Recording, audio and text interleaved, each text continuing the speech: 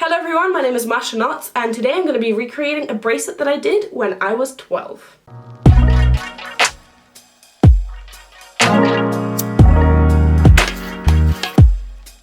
While I was filming the Random Colours Challenge Part 2, I actually stumbled upon the pattern for this bracelet. And I did mention that this used to be my most favourite pattern of all time. And that is completely true. Around the time when I was 12 years old, so back in 2010, that was my absolute favourite pattern. It was the first big bracelet that I created. Before then, I only really made like chevrons and XOXO bracelets and heart bracelets and all these sort of thin bracelets. And this was the first bracelet that I created that was really, really big. And I absolutely loved it. It was my favourite bracelet. I had so much fun making it. So I want to try it again. I want to see how it is to make this bracelet again, but now with the knowledge that I have and the experience that I have today. So this is the bracelet that I made in 2010 and I'm so happy that I still have it. It's such a cool thing to look back on and see how much my bracelet style has changed since then and how I make my bracelets differently now. And it's just such a piece of history to me. This is my first ever big bracelet and I'm so happy I kept it. But yeah, this is the bracelet and you can see that it's pretty stretchy, it's pretty colourful, and I'm gonna try recreating it today. So I've already picked out the colours that I think are closest to the ones that are here. Obviously I don't have the same colours anymore, that string probably ran out like 7 years ago. But these are the closest colours that I could come up with. And obviously I still need black. So I'm gonna cut my string and I'm gonna get into making this bracelet. As you can see in this beginning part here, I completely forgot to film the beginning portion. That was because I was just so involved in making this bracelet. I was having so much fun. I legitimately just forgot that I was supposed to be filming that. I just started making the bracelet and went with it. And then sort of in the middle I was like, oops, I was supposed to be filming. But yeah, I filmed to the end from this point. But yeah, I don't know, making it, all those memories of it, and this pattern is just so significant to me because it is the first bracelet that I ever made, like the first thick pattern that I ever followed. It was such a challenge to me at the time, and because of that, it's really a significant bracelet to me. So when I started making it again after so many years, 9 years? Wow, time flies. 9 years later, it brought back all those memories of that. I just remember I was 12, it was the end of the school year. I was in Russia at the time already. As some of you know, I grew up in London, but then I moved to Russia because I also am Russian and British. I am a lot of things. But yeah, I was already in Russia at that point. And it was close to summertime. It was like the last couple of days of school. And I remember bringing this bracelet with me, to very boring lessons. Like for example, English lessons in Russia. I had a very difficult time in English lessons because obviously I grew up in London. I spoke English as a native language. And sitting through English lessons taught as a second language, especially on like this basic level, was really boring to me. I went completely off topic. Not the point. I was just very, very bored in these classes. And I remember bringing this bracelet with me and making it with me on those English lessons and all other lessons that I found incredibly dull. And I don't know, just this entire process of making that bracelet originally for me was such... And it's just, it's laced with these experiences and these emotions of like the summer and this excitement that finally we have, the summer is starting, I can go out with my friends and all of that. I don't know, just, it's laced with like a bunch of happy emotions for me. And also the fact that it is the first bracelet I made, that was challenging for me. I don't know, it's just a very, very important bracelet, a very important pattern to me. So as soon as I started making it again, all that came like flooding back in as if it was like yesterday, even though it was nearly 10 years ago. I'm getting old now.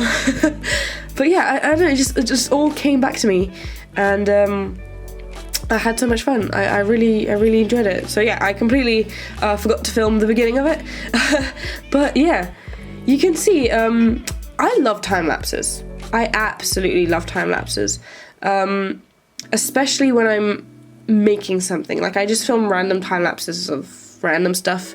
I do a lot of filming apart from like my bracelet stuff. I also film vlogs, but I never post them anywhere. I mean, I do actually, technically I do post them to YouTube. I just never make them public. They're always private. But I only do them as like sort of video diaries, and I've been doing them for years now. And I love looking back at my video diaries from like 2014, 2015. just to see what I've been doing back then. And I post them to YouTube so that I can like watch them from my phone or whatever, so I don't have to like actually physically open the files. But I never share them, and I'm not gonna, like, don't ask me to do that. Those are very, very personal. But I'm just saying that I love filming time lapses of random stuff, but especially when I'm making bracelets and whenever I'm doing something, like me, I draw sometimes a little bit as well. Whenever I'm doing something that is creative and that produces an outcome, like I'm literally producing a bracelet in this situation, I always love those time lapses, especially because, I don't know, it just gives me a sort of satisfaction. I don't know. Let me know if you guys love time lapses as much as I do, because I really love them. And also I think this bracelet took me like 3.5 hours, which was surprising. I thought it took me more, but then I looked back at the footage and it was about 3.5 hours.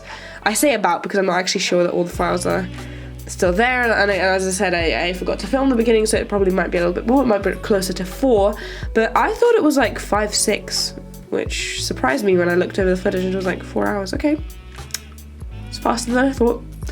I don't know what to make of that, but just, you know, make of that what you will. Anyway, what was I saying with that? I don't remember how I sped this up. I think this is like 19 times or something sped up. I'm not entirely sure. But what I'm saying is, at the very end, when I finish all of this, I do a super duper sped up version of the time lapse. So stick around if you want to see like an extra sped up version of the time lapse, because this, I don't know, I like to still see what I'm doing. You can still see what I'm doing in the super sped up version, but you know, it's just more satisfying for me. Not more satisfying, but another level of satisfaction. And I love seeing the sort of slower time lapses, but also the super fast ones are very enjoyable to watch for me as well. So yeah, I love this bracelet, I really do. It's interesting to me how this bracelet turned out so different from the last one. Like, I'm going to show you a little bit once we're done with the time lapse. I'm actually going to physically show you and compare and contrast the newer one and the older one as well. But they are very different. There is much more of the pattern in the newer one, because nowadays, you guys constantly ask me, by the way, you guys constantly ask me how it is that I make my knots so tight and so close together, and how my bracelets are so small. Like, some of you are telling me that when you make bracelets and with the same pattern that I'm making, your bracelets turn out much wider and much thicker than mine do.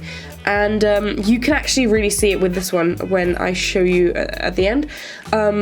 It's the same pattern, the same person, just, I don't know, over the years my bracelet making style, I guess, changed. Like, I do my knots much thicker now. I place them much closer together. I think it's more of a practice thing. Like, you can't really, I don't know if you can really just go ahead and do it from the first try. I really do think it's a practice thing where you have to feel how the knots are being pushed together and sort of like understand how you're making them and what affects what you're doing. I really do think that it's more down to practice, and you can actually physically feel it when you're making the bracelet. But my knots are much closer together now, they are much tighter, which is why I need to make more of them to get the same length and to get the same thickness.